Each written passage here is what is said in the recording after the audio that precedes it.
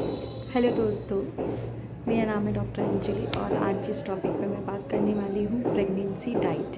सबसे important topic है और बहुत सारे पेशेंट का ऐसा सवाल होता है कि मैडम मैं प्रेगनेंसी में क्या लूँ। तो बहुत सारे पेशेंट कंफ्यूज भी रहते हैं कि प्रेगनेंसी में ज़्यादा डाइट लेने से उनको कोई प्रॉब्लम ना हो, कोई दिक्कत ना हो। तो सबसे पहले मैं प्रेगनेंसी का जो डाइट होता है, प्रेगनेंसी में क्या क्या डाइट लेनी चाहिए, तो वो मैं आप लोगों को बताना चाहती हूँ।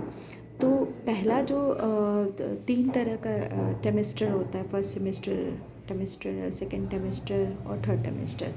तो पहले ट्रिमेस्टर में आप 3 महीने तक जो नॉर्मल डाइट आप पहले लेते थे वो आप ले सकते हैं। पेशेंटों का ये भी सवाल रहता है कि मैम हम एक से ज़्यादा तो नहीं खा लें, इससे हमें कोई दिक्कत तो ना हो।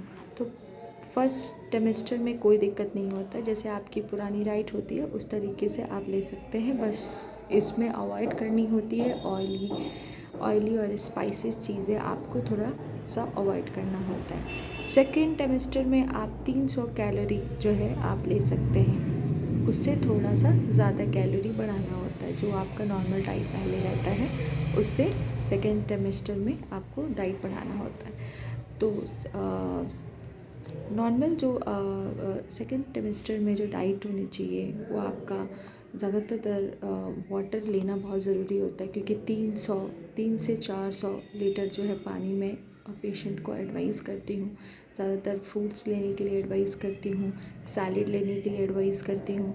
तो अगर जो पेशेंट कैलोरी को मेंटेन करके रखते हैं तो सेकेंड टेमेस्टर में बहुत ही ज़्यादा अच्छा रिज़ल्ट आता है। मतलब प्रेगनेंसी में बच्चे की ग्रोथ जो है वो बहुत अच्छी तरीके से होता है। तो आपको सेकेंड टेमेस्टर में क्या क्या लेनी होती है वो आप सुबह का या मॉर्निंग, आफ्टरनून का, इवनिंग का, नाइट का, ये सब चीज़ें जो है क्या क्या चीज़ें लेनी चाहिए ये मैं आपको बताना चाहती हूँ। सबसे पहले अगर आप सेकेंड टेमेस्टर में अगर आप इंटर कर गए हैं तो पानी का, वाटर का जो डाइट होता है वो ज़्यादा लेना होता है।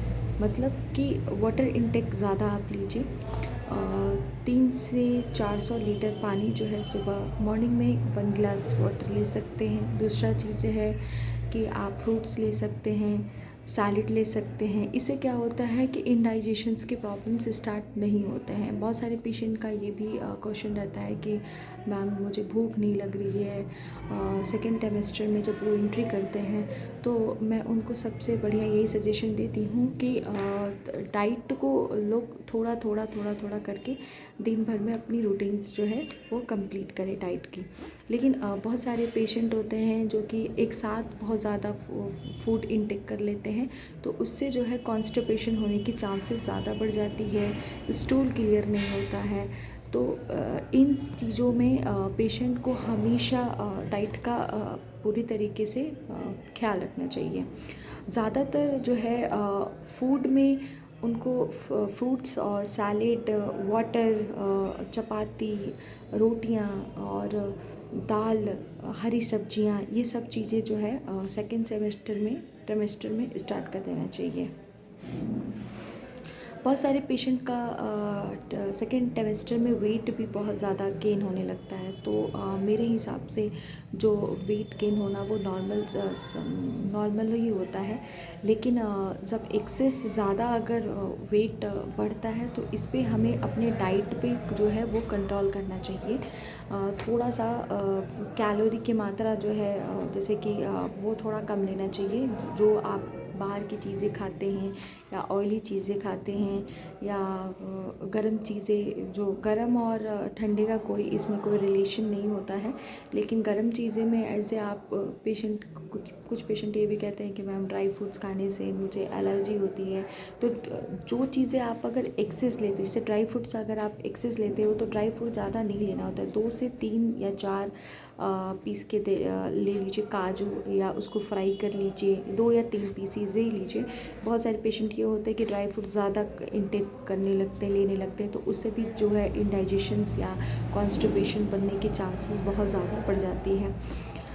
और मैं अवॉइड कराना चाहूँगी फूड में जो चीज़ें मैं पेशेंट को एडवाइस करती हूँ जब भी प्रेगनेंसी कंसीव करती हैं तो मैं कॉफ़ी अवॉइड कराती हूँ। कॉफ़ी आप ले सकते हो पर बहुत ज़्यादा कॉफ़ी या टी ये सब चीज़ें नहीं लेनी होती है, क्योंकि आप दिन भर में 1 कप कॉफ़ी आप पी सकते हो।